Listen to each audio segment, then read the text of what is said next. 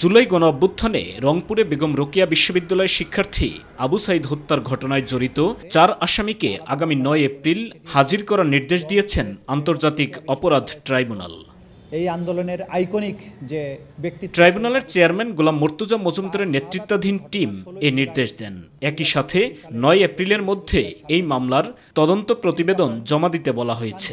গণমাধ্যমের কাছে এর বিস্তারিত জানান আন্তর্জাতিক অপরাধ ট্রাইব্যুনালের প্রসিকিউটর তাজুল ইসলাম। আবু সাইদের সেই শাহাদাতের ঘটনা বাংলাদেশে জুলাই বিপ্লবকে দাবানলের মতো উস্কে দিয়েছিল। সেই ঘটনায় যারা দায়ী, যারা সরাসরি গুলি করেছিল তাদের মধ্যে দুজন, একজন হচ্ছেন এসআই আমির হোসেন, আরেকজন কনস্টেবল সুজন চন্দ্র রায়। তারা অলরেডি রংপুরে দায়েরকৃত একটি মামলায় জেল হাজতে আটক আছেন। পাশাপাশি সেই সময়ে রোকেয়া বিশ্ববিদ্যালয়ের যিনি প্রক্টর ছিলেন শরীফুল ইসলাম, তিনি এবং এমরান চৌধুরী আকাশ, ছাত্রলীগের বেগম রোকেয়া বিশ্ববিদ্যালয়ের তদানীন্তন সাধারণ সম্পাদক, যারা এই হামলার সাথে সরাসরি সম্পৃক্ত ছিলেন, তারা আরেকটি মামলায় গ্রেপ্তার হয়ে জেল হাজতে আছেন। তাদেরকে আন্তর্জাতিক অপরাধ ট্রাইব্যুনালের মামলায় গ্রেপ্তার হিসেবে প্রদর্শন করার জন্য আজকে আমরা একটা আবেদন করেছিলাম। আদালত সেই গ্রেপ্তার দেখানোর আবেদন মঞ্জুর করেছেন। আগামী ৯ এপ্রিল তাদেরকে এই ট্রাইব্যুনালে প্রডিউস করার জন্য নির্দেশ দিয়েছেন।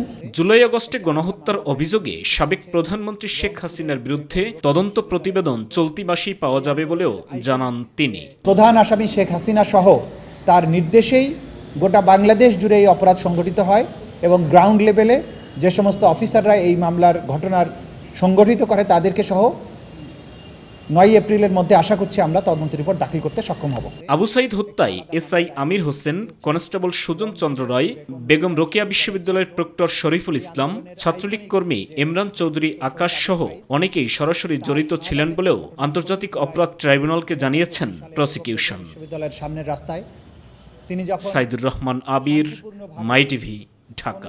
কোনো হুমকি সৃষ্টি না করে রাজপথে